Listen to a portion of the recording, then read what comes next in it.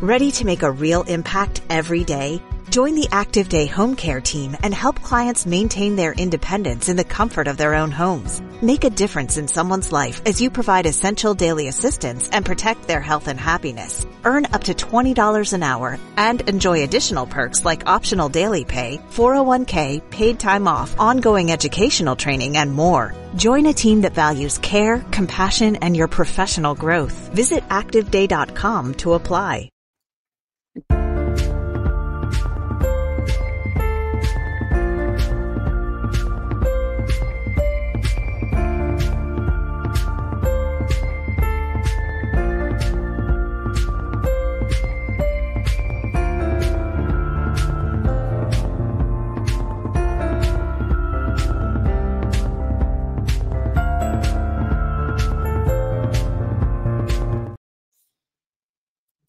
Hey, everybody. Look at this. Hey. Hey. I figure out the new layouts. How's it going? Hey, really good. Really good. Good to see you again this week. Good to see you. All right, introduce yourselves. Okay, I'm Jane Johnston. I'm with the Briar Hill Group of Remax Camosun. Welcome to the Victoria Real Estate Show. I am here with... You take this one away, Jen. All right. Jen Lowe, mortgage broker with Dominion Lending, Modern Mortgage Group. Okay, and Andrew Plank here. I'm a realtor with Royal LePage, and I'm with the Vibe Collective team. And we all are really happy, so happy to be back here again this week. How'd your week go? Busy. Yeah. 2 closings this week, and accepted offer on a property and some pretty active buyers, and good action on my listings. So it's been a good week that way, and just generally got to binge some shows, finish up The Last of Us season 2. You know, I don't know that I liked the ending. I don't watch TV like that. Yeah.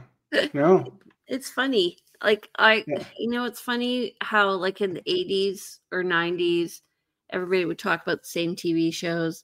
Like Friday morning, they come in after watching whatever on Thursday night. And now I go out for dinner with friends and I'm like, I have no idea what you're talking about. I just don't watch TV, or I don't watch movies. I'm boring. Real estate is your life. I read a lot. Yeah. Okay. So what are you reading?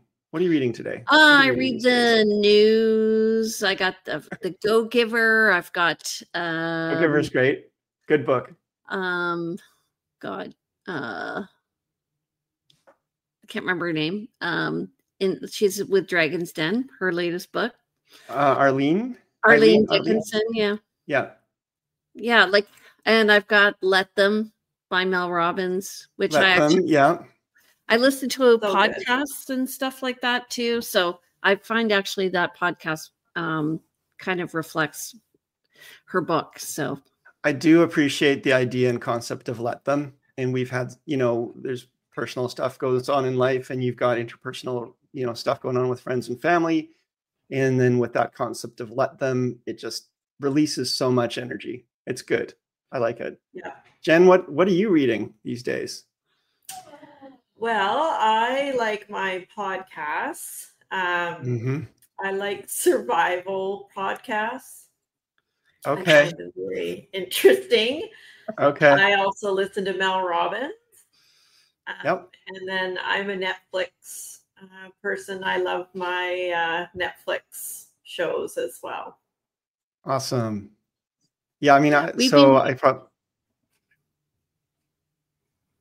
probably watch too much TV for sure. It's kind of our downtime thing when Kim's had a long day and she comes home. The last thing she wants to do is anything requiring any further brain bandwidth. So when there's time, we will sit down and just share, some TV time and some popcorn and that. But I read a really cool book called Quality Land recently, which I highly recommend if you like.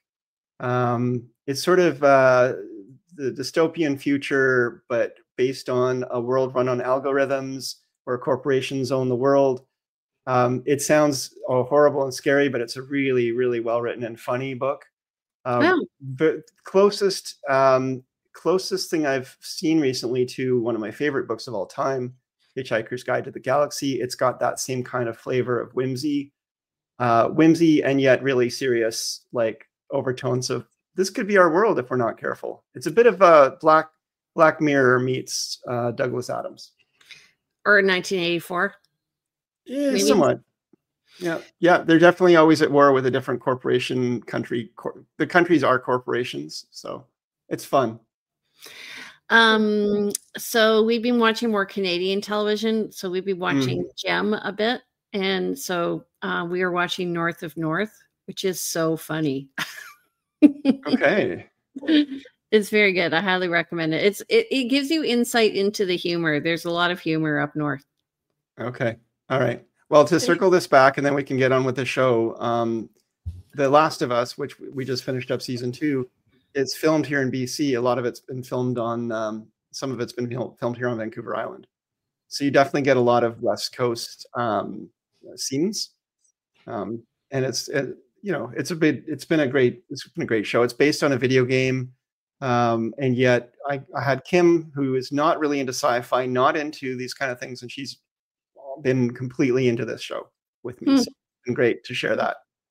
We've also been watching St. Pierre, which is, I think it's called St. Pierre. It's about St. Pierre and Miquelon, and a potentially corrupt cop who wasn't corrupt from Newfoundland. Spoiler alert. Is working there. So there's all this, it's a French colony, obviously, but anyway, okay, let's start with what's happening. On with the show. We have a new format here. Let's bring it up. Oh, and add it to the stage. All right, so it's May 29th, and we're going to be talking about the new GST rebate with Jen Lowe. All right, so first of all, here's our show. So our agenda today. Yeah, we're going to talk about the mortgage update from Jen. We'll go through the stats briefly. And then we'll get into a discussion around the new GST rebate for first-time home buyers. All right, Jen, take it away, darling. Okay, well, we're definitely seeing fixed interest rates increase a little bit. Reason for that is some inflation concerns, amount of government spending that's going on, and increased bond yield. So we're seeing those 5-year fixed rates go up a little bit.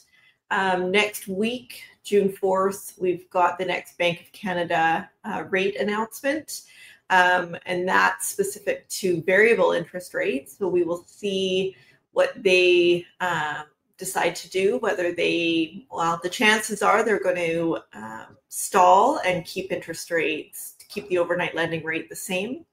But I'm still holding out and hoping for a 0.25% decrease. You've given us stats in the past, or like the betting odds in the past of what they're going to do. What are they betting that this is going to be? Is it like more of a 15% kind of thing, or? Well, it was like there was an 85% chance they were going to drop, and then they came out with the inflation numbers, with the core inflation being above 2%. That dropped the chances of a rate drop to 40%. Yeah, okay. That's what I heard too. That's not so bad. That's not so bad. No, there's still a chance, and they're monitoring it closely. Okay. They're monitoring inflation closely. Yes. Yeah. Okay. All right. Thank you, Jen. All right. So this week versus last week. This week we have 763 new listings compared to 694. So we're up about 10% on that. Pending, we're at 359, which is good. That's up over 340 from last week. And price decreases, holy smokes, we're at 366, and that's up from 318, which I think I said holy smokes last week. That is high.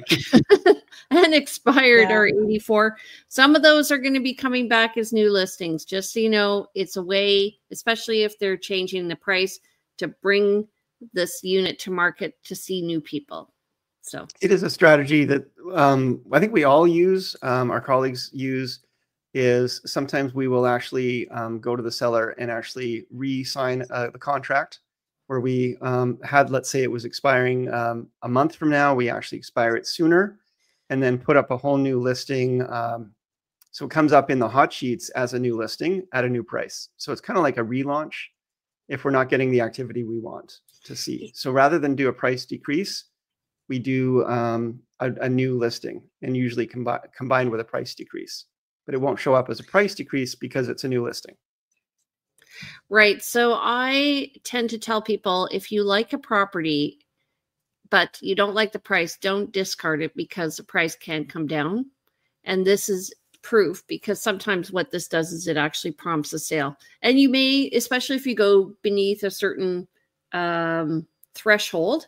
So up until 700,000, I think it's $25,000 increments on realtor.ca, you'll actually really meet new people at that threshold. So. Right. One thing I find really interesting about this week's stats here is the number of pendings, properties that have gone pending, is actually under the number of price decreases. Oh, good point. Yeah, and that I don't think I've seen that. I don't know if I've even seen that. All I know is that during COVID, I think it was maybe 12 we had, and then it seemed like it was getting high when we had around 70, and now we're up around 300, almost to 400. Yeah. There is a shift happening in the market, folks. Pay attention. Okay. So our list to sale ratio, which is, again, as it sounds, the number of sales versus the number of listings, 47.05% this month. That's just slightly down from the 48.99% last month. Not a bad list to sell ratio still. We are still, from this metric, still looking fairly decent for sales, in my opinion. Is that month to date for this month and the total month last month? This is the last 7 days activity. Okay. You see the bottom of the screen there, 7 days. Okay. Alrighty. Okay, so in terms of comparing May 2025 and May 2024, total net unconditional sales are 603 this month, this year, compared to 763. And this is as of Monday, so the 26th. So we're probably going to see a few things happening in the next few days. Sure thing. Yeah. New listings are at 1,442. That's down from May of 2024 when we had 1,757. And total active listings are up at 3,643. That's compared to 3,338 last May last year. So I'm wondering if maybe more people listed earlier as well. Like this trend keeps up. We could be over 4,000 listings by mid to late fall, even sooner potentially. I will say it's a great time for people who are wanting to downsize. It's a good time for making that lateral shift, or where you're selling and buying at the same time. Definitely, there's a little bit more opportunity to do that and get away with your subject to sale. I see Jen's nodding her head a lot here. Yeah, but expect a shortage with single family homes if you're wanting to upsize. That's the current outlook. Okay. Yeah, so I'm finding single family homes are still doing well. Condos and townhomes are kind of, we'll see, I guess. I have been away, but that's my perception coming back. Okay. All right. So if you like these topics, or if you have something you want us to talk about, please let us know. And don't forget to give us a little tick there for liking the whole show. We really appreciate it. And share this to your friends. Yeah. And folks, if you have a topic or you think you know someone who'd like to be a guest on our show, we are always looking for new guests. We would be happy to talk to you about a topic that you have in mind that you'd like to see. But if you have a guest or would like to be a guest on the show, please reach out, because we're happy to have you. Expands the conversation. It gets things going a little bit more dynamic, and it brings, it brings our audience a little bit more value. So please keep that in mind. Okay. Oh, you know Jen. what? We haven't really talked about Jen's topic. No. Yeah. Let's get into that. Jen, give it to us. Okay. So announced yesterday, there was an announcement for changes to the first-time homebuyer GST rebate, where if first-time homebuyers are purchasing a home under $1 million, they will get a full rebate to the GST. And then there is a partial rebate on homes priced between $1 million and $1.5 million. So it's going to be a scale. It's going to scale sliding up. Scale. Yeah. It's always interesting when we get these big announcements. What's the fine print and how is this, going to trickle down? So what I understand is that a contract has to be written after May 27th.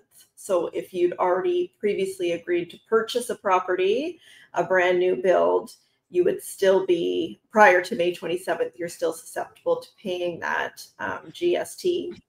The second piece is that it is a rebate, not an exemption. So you then have to apply for the rebate. So you pay the GST front, and then you get it back. So what will be interesting with that is we can include the GST into your mortgage. So it's part of the purchase price. So if you're getting that cash back, rebated back to you, I don't know how many lenders will want to finance that. I don't know.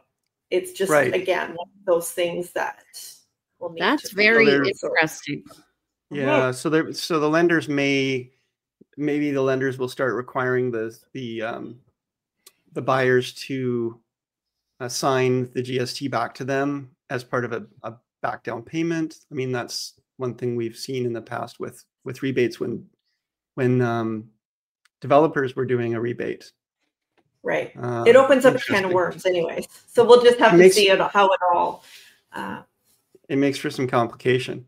And folks, if you are in the situation where you have a contract, it was done before the 27th, when you read the legislation as well, it does say that if you do not go and try to cancel that contract and resubmit it, because they did anticipate this, and you will probably be denied your GST rebate.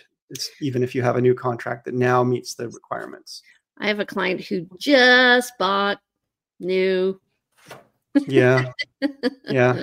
Well, I do too, but they weren't a first-time home buyer. And I guess the question becomes, and there's an interesting definition of first-time home buyer here as well, right?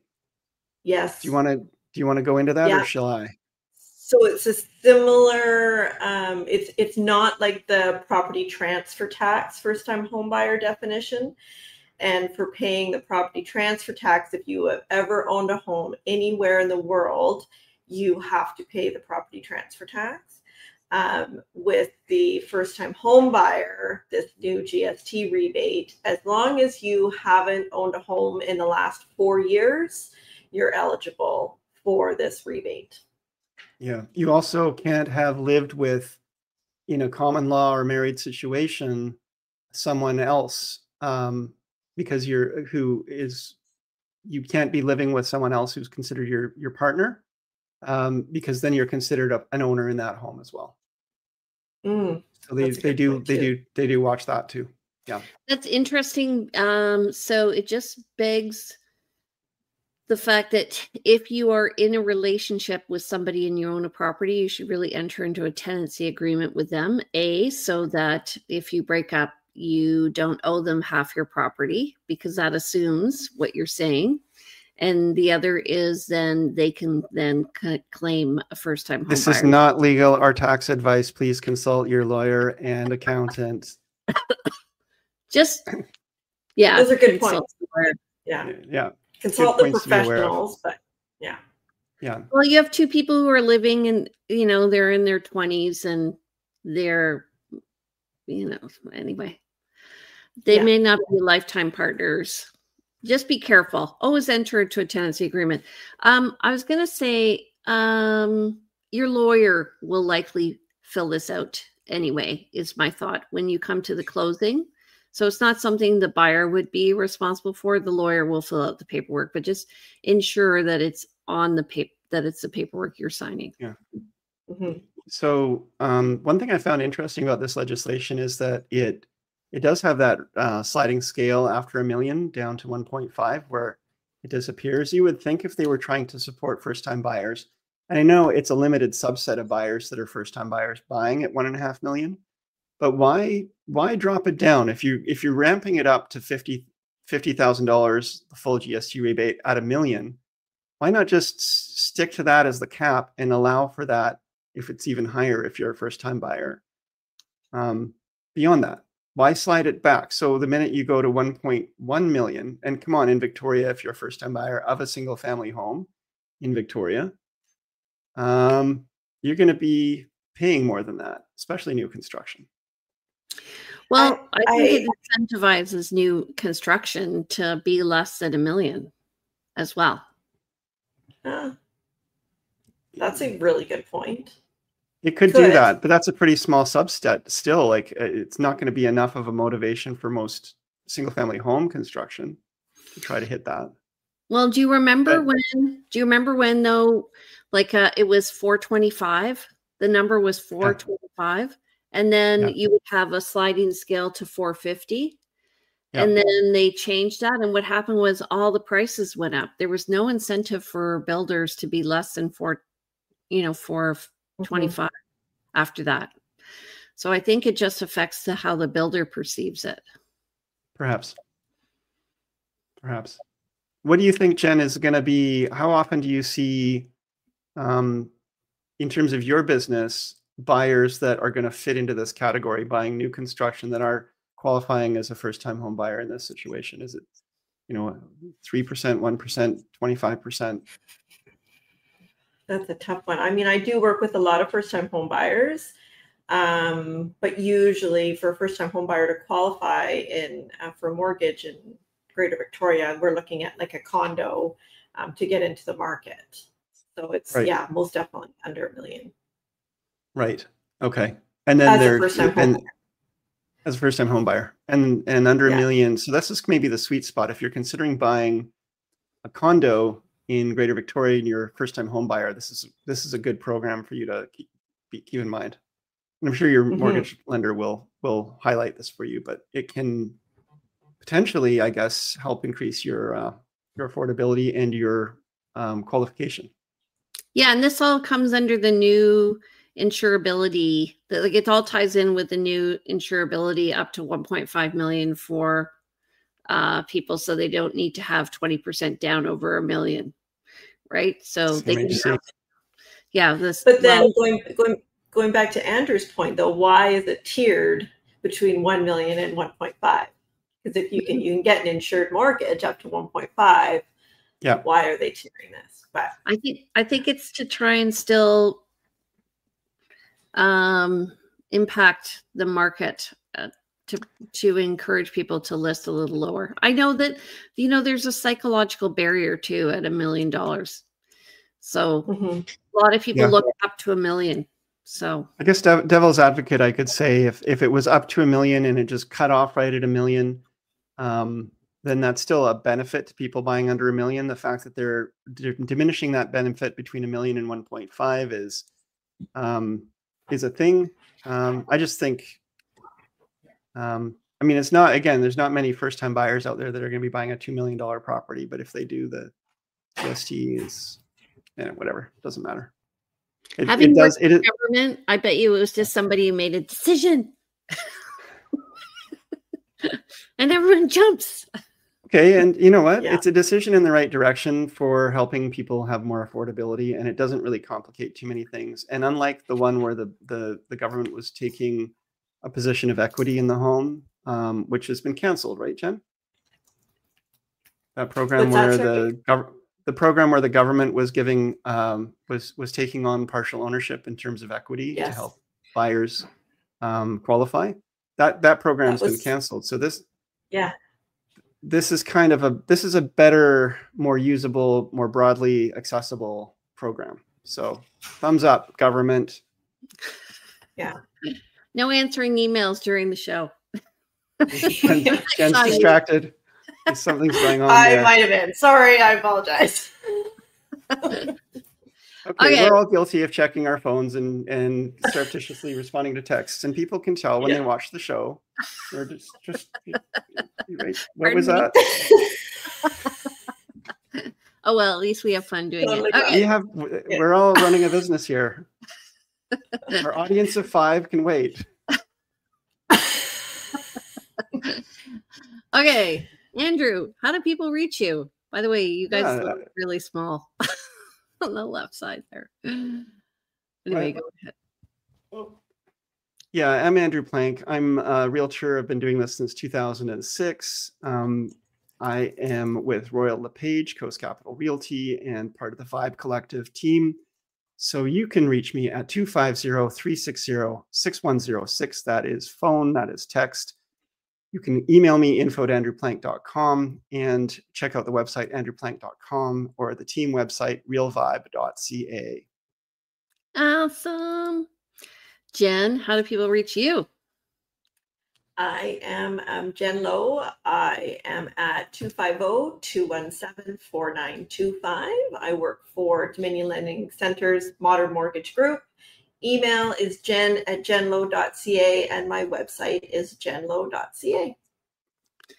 All right. And this is still showing my old logo. So on the bottom left, you can see our new logo. It looks good, Jane. Yeah. It looks good. Looks good. Yeah, it's more easy to read. So I'm Jane Johnston. I'm with the Briar Hill Group at RE/MAX Camosun. My number is 250-744-0775. My email is jane@briarhillgroup.com. My website's briarhillgroup.com. And you can follow me on Instagram. So I'm really fun at realtyteacher_RE/MAX_Victoria. All right, you guys. Thank you so much. Thank you, everyone, for showing up. We really appreciate you. We are on every Thursday at 9:30. So we hope to see you next week. We'll be doing our market update. Oh, yeah. Month end of market big update. One next week. Excellent. Bank of Canada update as well. Okay. All right. Have a great week, you guys. Bye. Thanks, everybody. Bye, everybody.